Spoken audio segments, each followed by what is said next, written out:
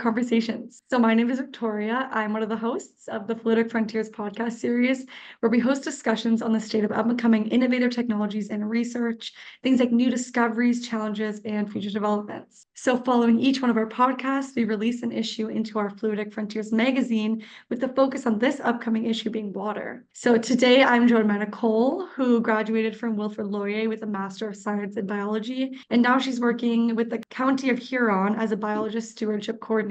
So Nicole's done some really interesting research that we're going to hear more about today. But before I give the floor over, I'm just going to go over today's agenda.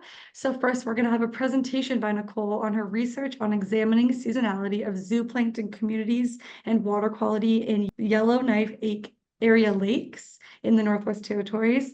And then this will be followed by a Q&A where we will go over some more specifics about her work and her background.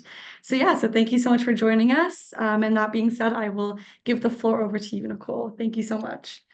Thank you, Victoria. I'm very excited to share my work here. Okay, so like Victoria said, my project was examining seasonality of zooplankton communities and water quality in Yellowknife area lakes in Northwest Territories. And I studied at Laurier University, getting my master's in integrated biology. All right, so Frame Lake, which is located in the center of Yellowknife, used to be a really popular hotspot for different activities such as fishing and swimming. And it was also home to some native fish, including whitefish and pike. But ever since the 1970s, fish have been absent from the lake due to its rapidly declining water quality. And this decline in water quality is caused by the increased urbanization of the city, legacy arsenic contamination, and the resulting eutrophication of the water, which causes low oxygen levels over winter. So Frame Lake suffers from eutrophication due to excessive nutrient input from various human activities such as mining, fertilizer use, and agricultural runoff.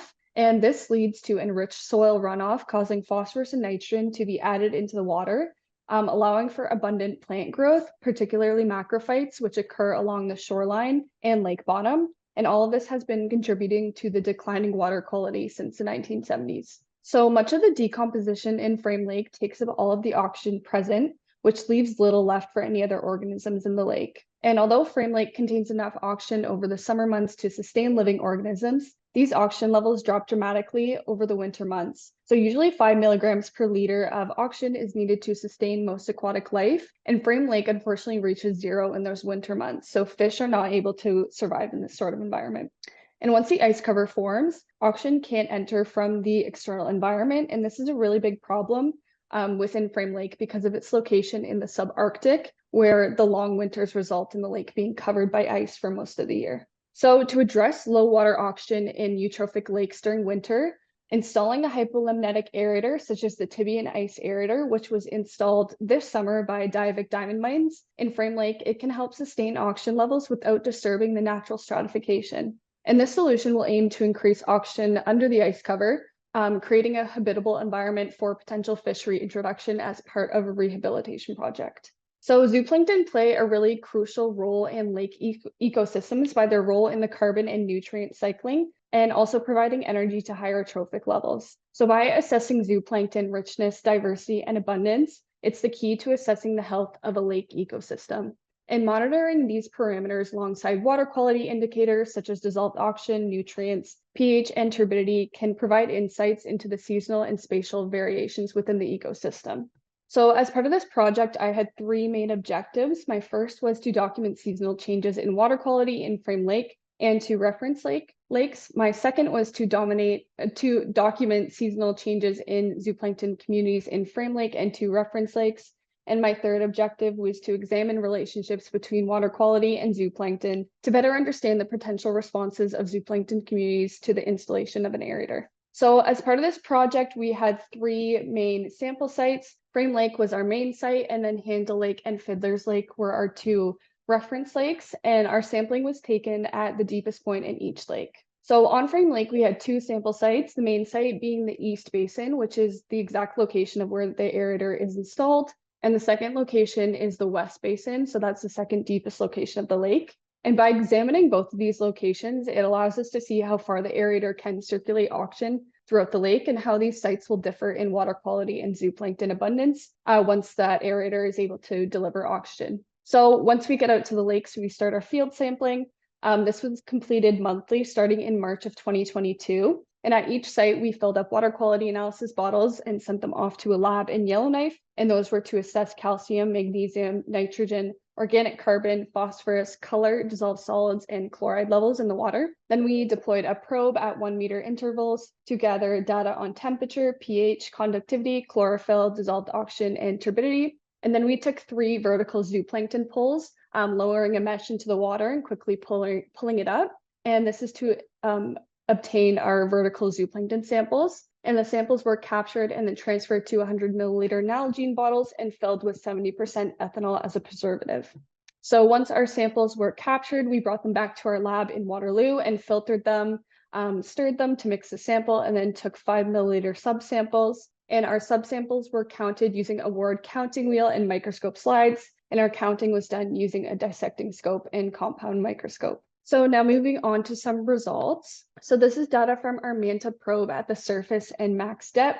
We can see that there are clear dips in dissolved oxygen within frame east, west, and handle. And Fiddler's Lake is the only lake that does not become anoxic. Our conductivity was high in Frame Lake over the winter and drops in the summer. And then the pH had dips in the winter and peaks in the summer. So dissolved oxygen saw peaks in the summer and dips in the winter, with Fiddler's Lake being much higher than Frame and Handle Lake. The dissolved oxygen levels were much lower because of the higher nutrients under the ice, organic elements in the sediments, and possibly the size and shape of the lakes. The higher phosphorus and nitrogen in Frame Lake and Handle Lake suggests that they have higher productivity, leading to more organic buildup and increasing oxygen demand, which leads to the anoxic conditions over winter. The increase in conductivity in Frame Lake was most likely seen because of the use of road salts on the nearby major intersections around Frame Lake. Frame Lake reached around 1,000 microspecimens per centimeter, which is still a pretty reasonable level for some freshwater lakes. So it didn't really seem to pose a major threat to the ecosystem. The fluctuations in the pH were caused by photosynthesis in the summer, which consumes CO2 and produces oxygen. And then when the winter comes and the ice cover blocks photosynthesis, it increases the decomposition under the water, which increases the CO2 in the lake, causing the pH to drop. And the dissolved organic carbon in Handle Lake is correlated with the boggy nature of Handle. There's much more macrophyte growth, and it being a wetland, it has more vegetation to decay and produce higher dissolved organic carbon.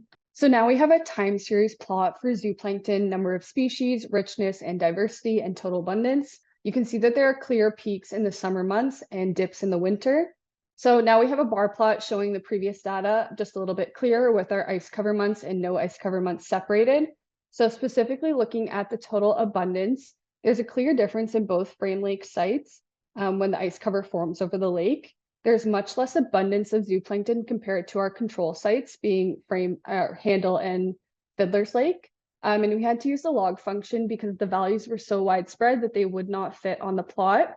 But then in the summer months, we can see that all the lakes are relatively similar. So next we have a PCA of all the species by ice conditions. So panel A represents all species, including the immature forms, such as cyclopoid copepodites, calanoid copepodites, and female calanoids. Panel B has those 3 groups removed since they can't be identified any further. The cyclopoid copepodites dominated more in the winter months, where calanoid copepodites and female calanoids dominated more in the summer.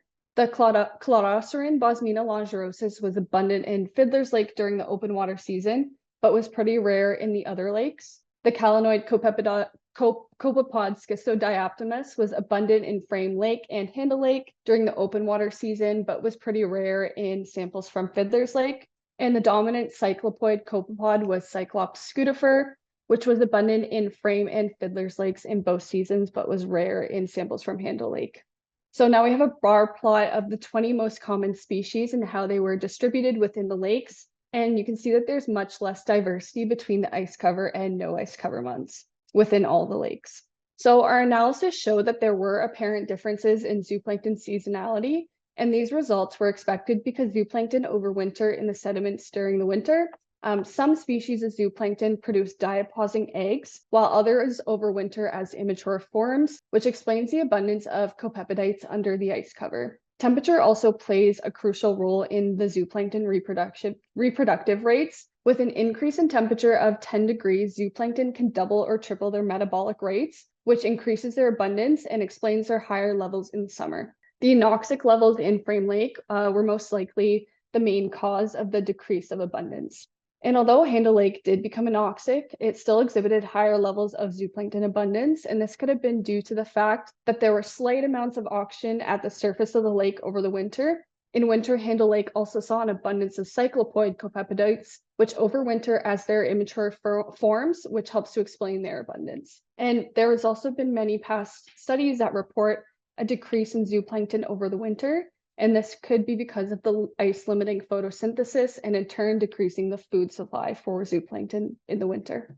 So now we have a chart outlining the significant relationships between zooplankton metrics and water quality within all 4 sites separately, but then looking at Frame Lake East, which is our aerator site, we can see that richness has a positive correlation with dissolved oxygen and chlorophyll A, and a negative correlation with total nitrogen. Abundance has a positive correlation with dissolved oxygen and a negative correlation with total nitrogen. And then taking a closer look at those relationships, this is just a scatter plot from those metrics from Frame Lake East. And you can see dissolved oxygen has a strong positive correlation with richness and abundance. Nitrogen has a strong negative correlation with richness and abundance, and chlorophyll A has a strong positive correlation with richness and abundance. So there were many relationships found within the water quality and zooplankton communities. The positive correlation between dissolved oxygen and richness, diversity, and evenness is a really promising result. So installing the aerator will give us information on if the dissolved oxygen levels actually affect the zooplankton communities. The abundance of zooplankton and total nitrogen is usually a unimodal relationship. So the level in Frame Lake most likely fluctuate between the middle of the curve, which allows for variation in food resources for zooplankton. Chlorophyll A has a positive correlation with zooplankton, but too much can cause harmful algae blooms, which consume large amounts of oxygen. So given this information, zooplankton communities should change in response to aeration. Species richness and abundance should increase over winter with oxygen circulating at sustainable levels for zooplankton. In the past, the Tibian aerator was installed in the Heilenbecker Dam in 2012, and it showed a successful decrease in algae and chlorophyll A while increasing dissolved oxygen levels. So in Frame Lake, the aerator will hopefully behave in a similar way, decreasing nutrients while increasing oxygen. So just some conclusions. Our water quality data showed that there were clear seasonal patterns in oxygen levels, and there were some differences in water quality among the lakes. Our zooplankton data showed that differences in zooplankton abundance among lakes, with Frame Lake having very few zooplankton under the ice, and the low abundance of zooplankton in Frame Lake over winter would mean that there would be a lack of food for zooplanktivorous fish if they were to be reintroduced at the moment. And zooplankton and water quality data showed that dissolved oxygen, total nitrogen, and chlorophyll A are all related to zooplankton abundance and richness in Frame Lake, and that suggests that aeration may significantly affect zooplankton communities. So now I just have a thank you slide to everyone that was a part of this project, everyone that helped with funding, volunteers, lab members, mentors. There was a lot of people that worked alongside this project, and I wouldn't have been able to do it without everyone on this list. Plus, I'm sure there's many more I could add to this. And then currently, I've successfully defended this thesis in April of this year. So now I'm working for the County of Huron as their biologist and stewardship coordinator. So as part of my role, I provide technical advice on natural heritage for planning inquiries and applications. I coordinate the Huron Stewardship Council to promote sustainable woodlands, protect fish and wildlife, and implement stewardship activities. And then I also coordinate the Huron Clean Water Project on behalf of the county. And that is it. Great job. Thank you so much. Thank you. You can tell that project was a lot of work. That's the first thing I can say is that the amount of work, and you were mentioning before that you actually traveled to these lakes 15 times over 2 years, and being from Laurier, that's such a large trip to do. So that's amazing. Wow. And each time you go back, you do these samples, you come back, and then you have to analyze all the data. Yeah, I think at the end we had 350 samples, and I had to count each one 3 times. So my gosh, it was a lot of work. Wow. Yeah. But it's great to see that you actually got some really great data from this. Oftentimes the research project is quite inconclusive, so you actually got measurable data. Okay, we need to aeration will actually hopefully improve this, etc. Yeah. Things like that. So that's amazing. Hmm. Um, but yeah, thank you so much for presenting. Gonna ask you some questions now if you'd like. Yep.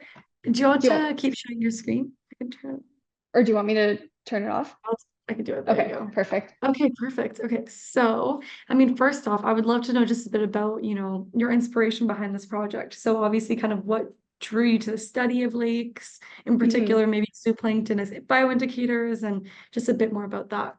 Yeah, so I actually had kind of no idea what I wanted to do in my last year of school. The previous summer, I worked for a tobacco research facility. So I kind of did like some agricultural stuff and did work with tobacco and pathogens. And I was really interested in that. And that was kind of something I wanted to pursue. So I took some like plants courses and I ended up not really liking them. So I took a limnology online course that I really enjoyed, and my professor was Dr. Derek Gray. And he actually had some like volunteer opportunities in his lab. So I reached out to him. I got into the lab and I started counting these samples that were previously done by someone else in my last year of undergrad.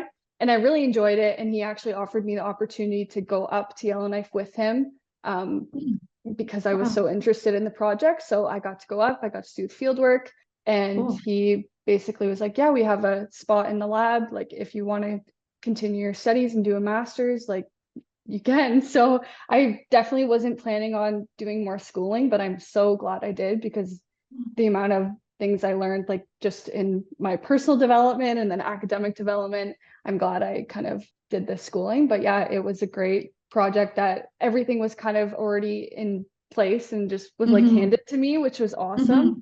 Hmm. There Yeah. was already a project established. So yeah, that's kind of how I got inspired to do it. Yeah, no, that's great. No, I know, Hmm. because oftentimes with the master's project or something, it's like you have to think of it yourself. You have to Yeah. kind of like make up your own project. So this just you're like, okay, I can do this. And you actually Yeah. found it really interesting, which is amazing. It was a Yeah. very like Yeah. great, interactive almost project. So that's Hmm. amazing. Yeah, and Yeah. I'm glad I got to do a little bit of the work beforehand to really Hmm. make sure, because it is tough, like the field work that we did up there. So if someone got into it and not knowing what type of field work you were signing yourself up for, Yeah. it would be difficult. Most definitely, most definitely. I mean, even as a side question, but I did notice that you had to get certifications being in bear country and Yeah. everything. Do you have any kind of stories about even being up north? Was it, where were you staying? Were you staying? Because I assume you sometimes you went during like the warmer months, warmer, Yeah. and you also went during the winter. What kind of was your Hmm. experience with that? Were you staying in cabins? What was it like? Yeah, so at first we started staying at a couple hotels in the area, and then Lori actually bought like a research house. Oh, So there's a whole bunch of rooms in there that we stayed in kind of near the end. mm, But yeah, it was great being in both seasons. Like the winter was super beautiful, and we got to see the Northern Lights. oh But wow. it was just really cold, and the summer is just it's amazing too because the sun doesn't really set. So it's Oh yeah. 3 in the morning and it's still bright out, but we Yeah, never yeah, came yeah. across bears or any kind of scary wildlife. No So I'm moose or glad. anything.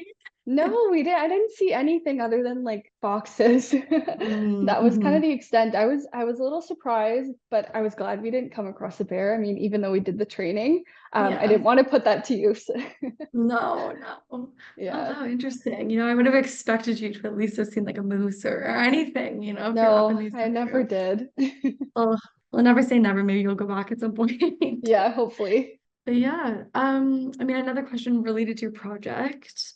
I just have a question about kind of how do you see, besides you already kind of discussed that you hope that, with your research you can tell if the aeration will work, that maybe Hmm. it's not the best time to reintroduce a fish population, etc.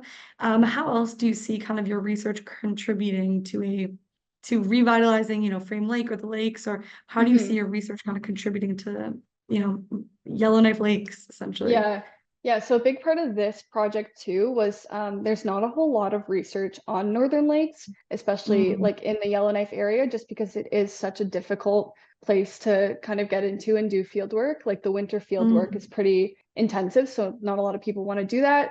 So it was really important kind of just to get that baseline data on those couple frame Yellowknife lakes to see like what actually is going on. What are the populations of zooplankton like? What's the water quality looking like? And then with the aerator being installed this summer, it'll give a really great baseline to compare the after data with to see like if there actually is that effect. My project actually was kind of supposed to be a little different. The aerator was supposed to be installed a year into my master's thesis. So I was planning on having a year before of data and a year after to see like all of those changes, but there were just some logistical issues that happened, so they couldn't install it. But finally this summer it is being installed, and we have a PhD student in my lab that's taking on the rest of the project. So she'll be able to see some really cool, I hope, transformations of what the water will look like after the aerator is installed.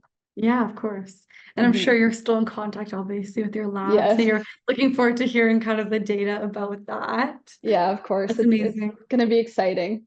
Are you still almost speaking to them regarding like the work that you did? Are you still involved in it? Or is it kind of once you were done your master's, are you still almost like consulting for them at all? Or what's it like? No, I'm not really doing anything like on the academic side of things anymore. I still obviously keep in contact with the other girl in my lab, Madeline Patnell. She's actually living in Yellowknife for the summer to complete her work, which is super cool. Wow. But yeah, she just gives me updates and says things are going great. So it's great to hear Cool. from her. Yeah, yeah, very nice, very nice.